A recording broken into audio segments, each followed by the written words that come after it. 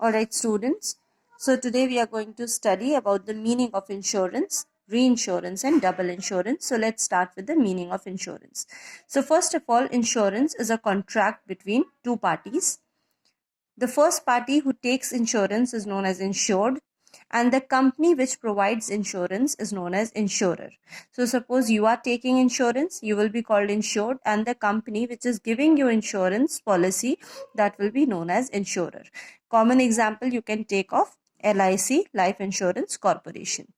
Alright, so when the insured takes a policy, the insured pays a particular amount to the insurer yearly, half yearly, quarterly or monthly depending upon the contract, and that amount is known as premium.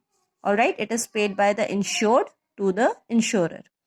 Then in case the insured suffers from some loss, suppose the insured has taken the insurance for vehicle and that vehicle meets with an accident. Alright, then the insurer will pay compensation to the insured to compensate for the loss. It is also known as to indemnify for the loss. Alright, so this is how the procedure of insurance works. So these are the main points. It is a contract between two parties and it is a written contract. The insured pays premium to the insurer and insurer pays compensation in case of loss.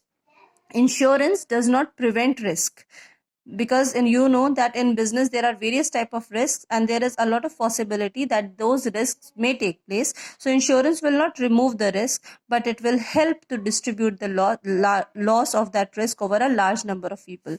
Now what does it mean that insurance helps in distributing the loss over a large number of persons? So let me explain to you with one more example.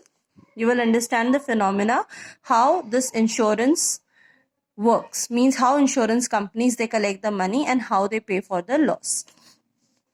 Suppose there are 10 lakh cars in Delhi and all the car owners of those 10 lakh cars, they have the fear that their cars might meet with an accident.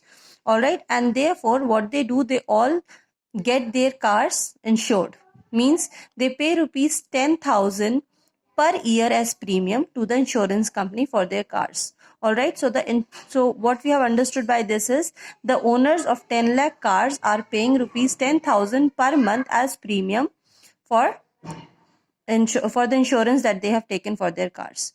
Now what actually happens, on an average only 1,000 cars which are costing rupees 5 lakh are damaged in accident every year. Alright, so the company will pay how much rupees? Only the amount will be given to the holders of those 1,000 cars whose value is rupees 5 lakh rupees, and that compensation will be paid to the owners whose cars meet with an accident.